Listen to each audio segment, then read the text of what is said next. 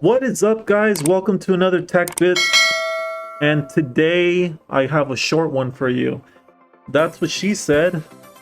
Let me get this light turned on here. What I have for you today is T-Mobile's breach of security and 48 million subscribers victimized in a data breach. And what does that mean to you if you are a T-Mobile subscriber or T-Mobile customer?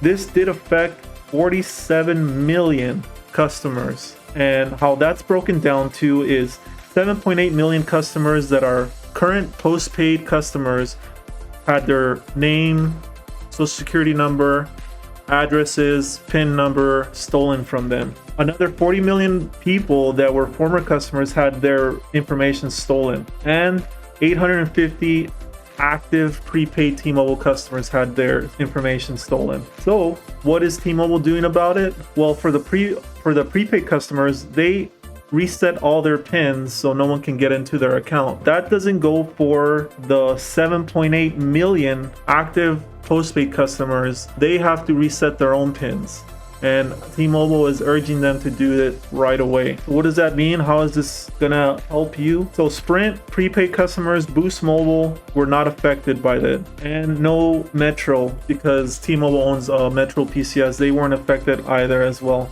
What is T-Mobile doing for those customers that had their data stolen? T-Mobile is offering 2 years of free identity protection of McAfee's ID theft protection service. I don't think that's going to do very much, because even if they give them that 2-year protection, it's not going to remove their information in the dark web or wherever these scammers have their information. It's not like they can change their name overnight or change their social security number. So it's disheartening to hear that these scammers were able to steal so many people's information. So that's it for today. If you have T-Mobile, I recommend changing your PIN, and hopefully it's not one that you have the same password that you have it connected to your email. And if it is, you should probably change that as well. And on a lighter note, I'm going to change it to Burger Bit.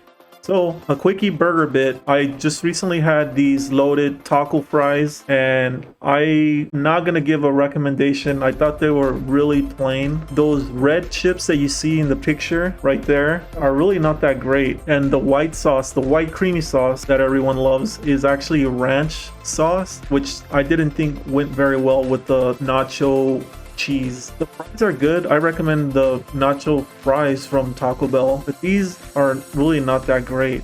And for $2.99, I don't know where that's at, because I paid $4.79 for these loaded taco fries, and the tray is actually very small. They make it look kind of big right here, but it's actually, you don't get that many fries. The nacho fries by themselves means that you get more from there, and that's where I'm gonna leave you. Thank you very much for checking out the video. If you liked the video, hit that like button, and if you really liked it, hit that subscribe button. Thanks a lot and have a great day. Take it easy.